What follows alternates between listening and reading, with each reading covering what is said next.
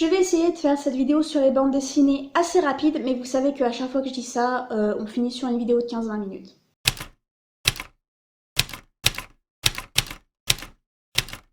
À savoir que ces bandes dessinées que j'ai lues, je les lues dans le cadre de mon boulot pour découvrir le rayon où je vais travailler pendant cette année en fait, qui est le rayon bande dessinée enfant, jeunesse. Du coup, ce sont des bandes dessinées jeunesse. Je suis désolée si vous attendiez à de la bande dessinée adulte, j'aurais peut-être dû préciser ça dans ma dernière vidéo. Mais on va parler de bande dessinée jeunesse. J'ai d'ailleurs absolument pas noté les noms des auteurs et des illustrateurs et des autrices et illustratrices. Du coup, j'essaierai, si jamais j'ai pas trop la flemme et si jamais je m'en sors au niveau du montage, de vous mettre des photos des couvertures pour que vous ayez une idée du nom de l'auteur déjà, ou de l'autrice, ou de l'illustrateur et de l'illustratrice, et que vous puissiez retrouver ces bandes dessinées. La première que j'ai lue, c'est Blue au pays des songes. Je crois que c'est ça, parce que dans mon bullet journal, j'ai seulement écrit Blue. C'est Blue au pays des songes, et c'était une super lecture. C'était absolument magnifique, avec une certaine métaphore de la dépression quand même, avec un livre avec énormément de tristesse, mais qui essaye de tourner la tristesse en une force, la tristesse en quelque chose, ouais, de puissant. Je vais essayer de vous faire un résumé pour pas que ça, voilà. Après un traumatisme qui lui a valu de perdre son père, Blue reste enfermée chez elle toute la journée, pendant que sa mère va au travail. Un jour, elle reçoit un colis, et dans ce colis, il y a une petite baleine dans un bocal, et cette baleine est magique, et au moment où elle ouvre le colis, sa maison se fait attaquer d'abord par des avions en papier, et ensuite par la forêt tout entière. Il y a une créature dans la forêt qui veut absolument prendre possession, alors soit de Blue, soit de la baleine, c'est pas encore tout à fait dit, soit de Blue, soit de la baleine qu'elle a maintenant en sa possession, s'attaque à sa mère, et la forêt avance dangereusement pour attraper Blue, qui du coup se sauve. En chemin, elle rencontre un jeune garçon, dont je ne me souviens pas du nom, qui lui dit de surtout ne pas gaspiller les larmes qu'elle pleure, parce qu'il existe une cité qui s'appelle la Cité des Larmes, je crois, où on peut revendre ces larmes à un prix assez cher. Plus les larmes sont pures, plus la personne à qui on les donne, je sais plus qui, vous promet de réaliser un de vos vœux les plus chers. Le vœu de ce petit garçon, c'est de devenir un champion de basket. Voilà. Mais on suppose que le vœu de Blue, c'est soit d'arrêter la forêt, soit de sauver ses parents, soit de... voilà. Et donc du coup commence ce voyage dans un monde complètement, pas forcément loufoque, mais plein de fantaisie et de personnages vraiment étranges, de créatures super étranges, et dans cette ambiance de danger de la forêt qui arrive, et c'est un danger assez lent, vous savez, parce que la forêt, elle avance, mais elle avance pas non plus à une vitesse de malade, mais on voit les petits monstres qui sont dedans et qui rattrapent doucement Blue et son compagnon. Blue et son compagnon qui d'ailleurs ne savent pas vraiment où ils se rendent, ils veulent aller à la Cité des Larmes, ils suivent un chemin, mais un chemin qui semble ne pas exister, un chemin, voilà, semé d'embûches. C'est absolument magnifique, et le personnage de Blue est extrêmement triste et extrêmement, voilà, donc ce message peut-être un peu de la dépression, mais elle se bat et elle tient absolument à protéger cette petite baleine, parce qu'elle sent que cette baleine lui apporte quelque chose, lui apporte un courage, une force, et les dessins sont absolument magnifiques, c'est vraiment... ouais, ça frappe, c'est beau, on arrive à bien visualiser ce qui se passe. Franchement, je pense que c'est une très très bonne série pour les enfants, et j'espère lire la suite. J'ai ensuite lu les 3 premiers volumes de La boîte à musique, qui est une saga assez connue, je crois. Il me semble qu'elle a gagné des prix de la bande dessinée. Qui est l'histoire d'une jeune fille dont je ne me souviens plus du prénom, qui se voit offrir une boîte à musique. Sa mère vient de mourir et sa mère possédait une boîte à musique que son père lui offre pour son anniversaire. Et il se trouve que dans cette boîte à musique, il vit tout un petit monde qui doit être protégé, et surtout un petit monde qui ne doit jamais savoir qu'il existe le monde des humains. Et donc du coup, cette jeune fille décide de se rendre dans la boîte à musique, non seulement pour aider les protagonistes, mais également parce que ces personnages dans la boîte à musique en savent plus sur sa mère, sur pourquoi, enfin sur les secrets qu'elle gardait, pourquoi elle a gardé ce monde secret et pourquoi elle en a fait don à sa fille. On parle beaucoup du deuil, pas à toutes les pages, mais il y a certaines pages vraiment qui prennent au cœur, où on parle du deuil, de pourquoi cette mère a menti à sa fille, pourquoi elle a protégé ce monde, Pourquoi quand elle était malade, elle n'a pas demandé l'aide à ce monde de la soigner vu qu'il en avait les possibilités. Voilà, c'est assez triste, ça tourne autour du deuil. Si jamais vraiment vous avez voilà, un petit trigger warning autour du deuil, voilà. Peut-être que cela peut vous toucher. Sinon, j'aime énormément déjà le dessin, il est absolument magnifique. C'est un monde plein de fantaisie, plein de petites folies. C'est absolument magnifique et c'est très logique, très cohérent. Et j'aime ces mondes en fait qui n'essayent pas d'expliquer trop aux enfants en détail. C'est-à-dire qu'on te dit oui, il existe cette créature-là. Fais avec. C'est-à-dire qu'on n'essaye pas de vous dire, alors il y a cette créature, elle fait ça, elle fait ça, elle fait ça. Mais il y a aussi cette créature, elle fait ça, elle fait ça, elle fait ça. Non, au rythme de votre lecture, vous allez découvrir des créatures, des monstres, une magie que vous ne connaissez pas, des pouvoirs. Et jamais à un moment donné, on va essayer de te pointer du doigt et te dire, tu vois, ça fait ça. Rappelle-toi que ça fait ça. Non, ça passe tout simplement. On doit accepter le monde, on doit accepter l'univers. Et je trouve que c'est une bonne manière de faire, sachant que souvent le petit personnage principal dit bah dis donc vous avez des noms rigolos, bah dis donc ça fait beaucoup de choses à se souvenir, bah dis donc voilà, avec cette petite touche d'humour. J'ai un peu moins aimé le dernier tome, mais sinon le petit personnage principal, la petite fille principale est extrêmement courageuse, elle travaille dur, elle fait tout pour protéger ce monde tout en ayant des questions, elle n'a pas peur, même quand elle a peur, elle affronte l'adversité, enfin... C'était une très agréable lecture que j'ai dévorée en une après-midi. J'ai ensuite lu Le Réveil des poupées. Alors ça, j'ai pas grand-chose à vous dire. Ça se veut comme une bande dessinée horrifique. C'est l'histoire de poupées qui prennent vie et qui s'attaquent à une famille qui vient d'emménager. On suppose qu'elle s'attaque à eux. Avec toute une histoire d'une maison de retraite pour vieux... d'une maison de retraite, quoi.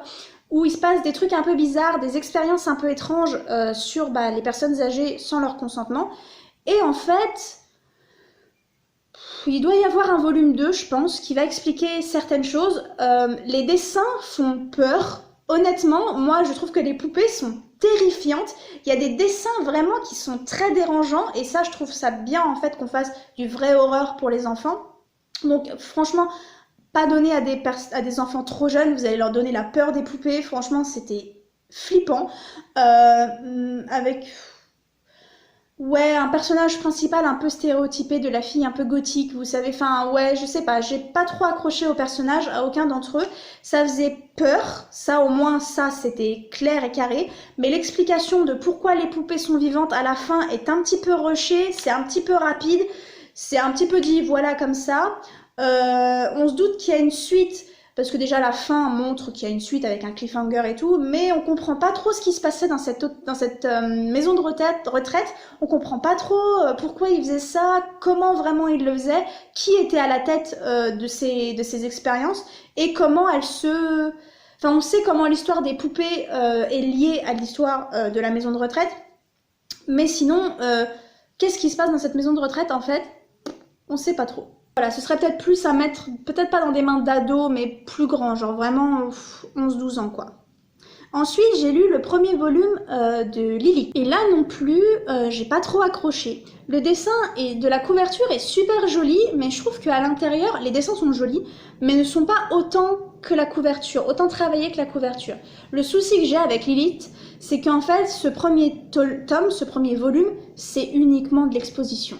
Il se passe rien, on ne fait que nous expliquer le monde, que nous expliquer ce qui se passe. Il n'y a pas forcément plus que ça d'action. Et même ce qu'on nous explique, c'est vachement vague. J'ai l'impression qu'on passe en fait les pages à nous présenter des personnages, à nous présenter leurs enjeux et ce qu'ils doivent faire, plus ou moins. Mais un peu d'action, un peu de péripéties, non, j'en ai pas trouvé. Il y a énormément de questions qui restent sans réponse. Alors évidemment, vu qu'il va y avoir une suite... à ce livre, il y a peut-être d'ailleurs déjà eu une suite à cette bande dessinée, je sais pas, nous on l'a pas à la bibliothèque. Mais c'est quoi cette énergie pure? Pourquoi ils traversent les mondes? Pourquoi Lilith et son frère traversent le monde? Pourquoi on donne pas le prénom de son frère? Qui sont ces gens? Voilà. Il n'y a pas vraiment... En fait, oui, c'est que de l'exposition. À mes yeux, à mon sens. Ensuite, j'ai lu Les Ravencroft. Les Ravencroft, c'est l'histoire de deux frères et sœurs qui se retrouvent chez leur oncle et leur tante qui sont un petit peu décalés parce qu'ils viennent de perdre leurs parents et qui étaient archéologues, en tout cas, enfin qui bossaient avec les antiquités. Et un jour, une boîte est livrée chez leur oncle et leur tante avec des petites statuettes. Et du coup, ils se mettent à enquêter pourquoi ces statuettes leur ont été envoyées. C'est l'écriture de leur mère qui est sur le papier. Pourquoi ces statuettes leur ont été envoyées, quel est le but de ces statuettes et surtout qu'est-ce qui est arrivé à leurs parents. Les dessins sont super jolis. Oui, voilà, en fait, je saurais pas comment expliquer. Le dessin est absolument magnifique. Il y a toujours ces lignes qui dérangent peut-être un peu. Ça rappelle, justement, ça m'a rappelé un petit peu les orphelins de Baudelaire. Je sais pas pourquoi, dans l'esthétisme. Et ouais, c'était vachement bien, c'était super sympa. J'ai vachement eu envie d'apprendre la suite. Il y a l'air d'y avoir une histoire de secte et une histoire d'immortalité. Ouais, c'était vachement sympa. Du coup, pour rester dans les enquêtes, j'ai lu le premier volume de Enola Holmes parce que le film va bientôt sortir et que je voulais absolument au moins commencer la saga avant de voir le film.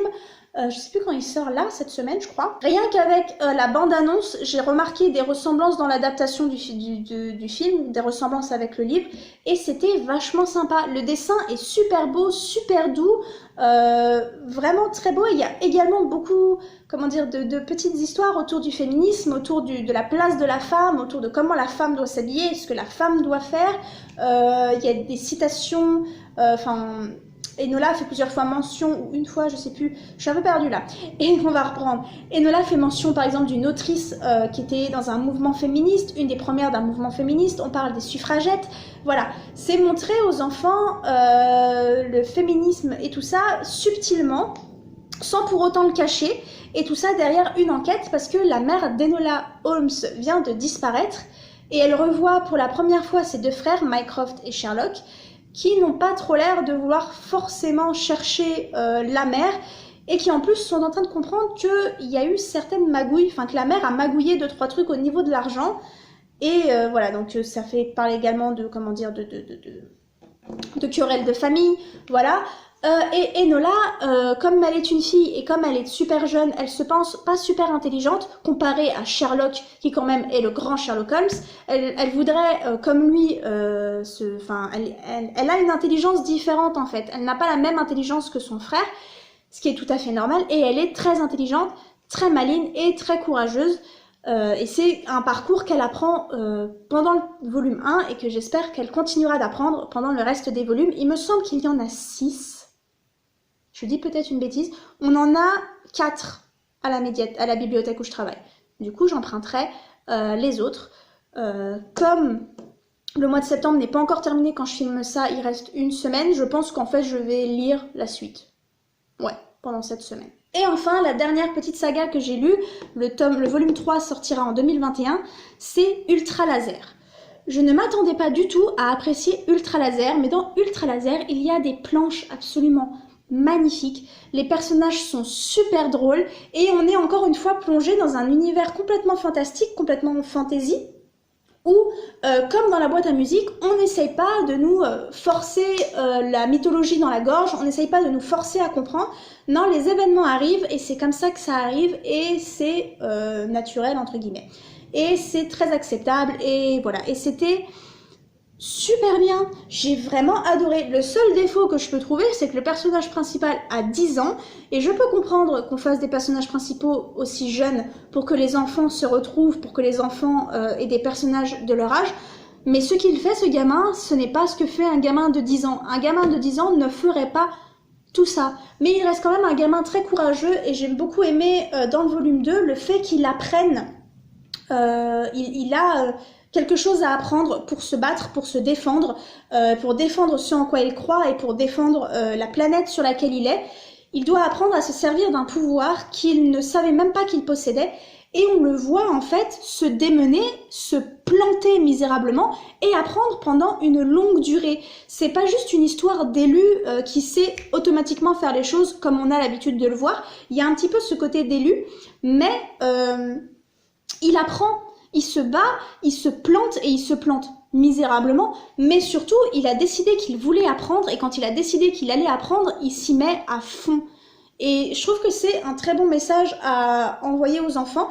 J'ai préféré le tome 2 parce que dans le tome 2, j'ai trouvé dans le volume 2, j'ai trouvé qu'il y avait beaucoup plus d'enjeux, beaucoup plus d'action et la fin Elle m'a brisé le cœur, mais parce que dans la fin, on s'en prend à son animal, et moi, quand on s'en prend aux animaux, déjà, voilà, ça reste, en fait, ça reste, c'est pas violent, hein, j'ai pas envie de dire qu'il y a de la violence animale, que le truc, il se fait défoncer sa tronche, c'est pas violent, il n'y a pas de mort, en tout cas, de cet animal-là, parce qu'il y a des personnages qui meurent au début du volume 1, un personnage important, mais en fait, les méchants sont des vrais méchants. Les méchants sont des méchants qui ont décidé qu'ils voulaient quelque chose sur cette planète et qui ont décidé qu'ils allaient buter tous ceux qui se trouvaient sur leur chemin ou réduire en esclavage tous ceux qui se trouvaient sur leur chemin. Et franchement, on connaît ça. On l'a pas déjà fait, ça? Et du coup, je trouve que c'est un bon moyen aussi de l'apporter, c'est un bon moyen aussi d'en parler, de montrer que des fois, il y a des méchants qui sont juste méchants. Ils sont méchants, ils veulent le pouvoir, ils veulent des terres, ils veulent quelque chose, et ils ont décidé que si tu te mettais en travers de leur chemin, pardon, ils en ont rien à faire que tes 10 ans, et ils en ont rien à faire que ils aient à buter toutes les personnes auxquelles tu tiens. Les personnages sont super drôles, il y a un humour un petit peu bébête aussi des fois, surtout autour du personnage de Cabillo, on comprend pas trop à quoi il sert, mais il apporte une petite touche d'humour, une petite touche de légèreté. Les planches sont magnifiques, et franchement, c'est une bande dessinée assez épaisse, donc du coup je sais pas si les enfants la prendraient vraiment, mais j'ai vraiment envie de la conseiller, parce que c'est super beau déjà visuellement, l'histoire est super bien menée, et ouais, ça montre des personnages qui se battent, il y a une femme, c'est vraiment littéralement la femme la plus forte du monde. C'est une femme qui se laisse pas faire, qui a décidé de se venger un petit peu au début du volume 1, et qui est super puissante. Et au bout d'un moment, il y a un mec qui lui met un coup d'épaule, elle va aller lui défoncer sa gueule, j'aurais peut-être pas dû le dire comme ça, mais elle va aller lui défoncer la tronche. Enfin, c'est des personnages qui se battent, c'est des personnages qui ont un passé. Pour certains, on parle de trahison, on parle d'un petit peu de complot, on parle... Et franchement, c'était une excellente lecture. Vous devriez lire Ultra Laser, volume 1 et volume 2. Le volume 3 est en 2021 et franchement, j'attends cette sortie. Ben voilà, je crois que c'est tout en ce qui concerne les lectures du mois de septembre. J'espère vraiment que cette vidéo sur les bandes dessinées n'aura pas été trop nulle. Je parle pas souvent de bandes dessinées en début d'année, de me mettre à lire des romans graphiques, donc c'est vraiment un univers que je découvre encore, c'est vraiment un univers, voilà, mais en même temps, dans mon rayon, il y a des petites perles comme ça qui sont cachées entre les Astérix et Lucky Luke et les Kid Paddle et les Sisters et les Marie-Lune, et j'ai absolument rien contre ces bandes dessinées si ça fait lire les gamins, franchement. Ouais, mais c'est des bandes dessinées que les gamins connaissent déjà par cœur, qu'ils lisent et relisent, et j'aimerais bien leur faire découvrir des bandes dessinées complètement différentes, qu'ils auraient pas pris, qu'ils ou elles auraient pas pris de leur plein gré en fait. Et j'espère vraiment qu'un jour, un petit garçon, une petite fille, ou enfin un petit enfant, viendra me voir et me demander une bande dessinée et que je pourrais lui proposer de lire Enola Holmes ou Ultra Laser. Je pense qu'Enola Holmes, il doit sortir de temps en temps. Mais Ultra Laser, par exemple, ou Blue et Ultra Laser, franchement, pour moi, ce sont des lectures que les enfants devraient faire et que les enfants devraient avoir. Ce sont des lectures. Allez lire ces bandes dessinées. Voilà. On en a fini pour les lectures du mois de septembre. J'espère que ça n'aura pas été trop chiant, j'espère que ça vous aura plu et je vous dis au mois prochain.